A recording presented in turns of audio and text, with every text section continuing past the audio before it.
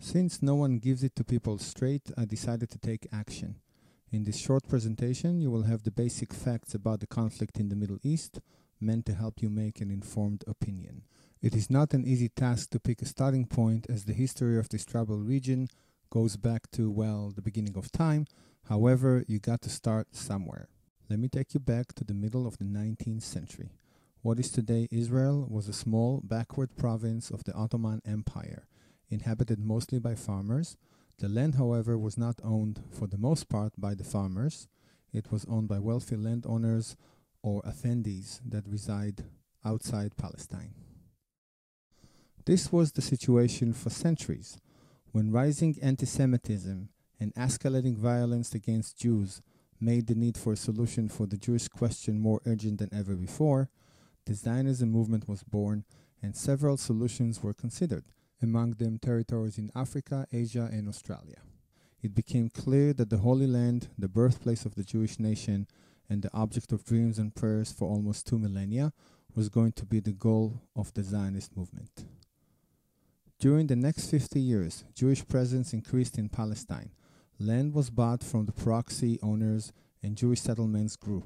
The Arab population started to feel its own national identity growing, and after WW1, when Palestine came under a British mandate, conflict was inevitable. The British aggravated the situation by making promises to both sides, and in 1947, the United Kingdom decided to pull out of the troubled region and handed control over to the United Nations. The single most important date in the region's history comes next. On November 29, 1947, the United Nations General Assembly took a vote on a partition plan, effectively dividing British Mandate territory into 2 states, Israel and Palestine. The plan passed with a 2/3 majority.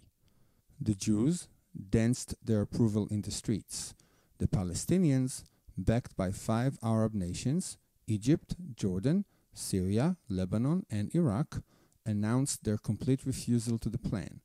Israel declared independence on May 14, 1948, and on 12:01 a.m., May 15, without a declaration of war, the entire Arab world attacked the new state in order to destroy it. This was followed by what Israelis call the War of Independence and Palestinians call Nakba, or the disaster. The war established the State of Israel and created the first refugee camps of displaced Palestinians. Attempts were made to resolve the refugee problem, but to no avail. Following this war, Jordan was in control of what is now known as the West Bank, and Egypt was in control of what is now known as the Gaza Strip, but none of these countries considered giving up these territories for the formation of an independent Palestine. In 1967, Israel defeated the Arab armies once more and occupied the West Bank and the Gaza Strip. Israel's biggest mistake was not to negotiate an immediate peace agreement following that war.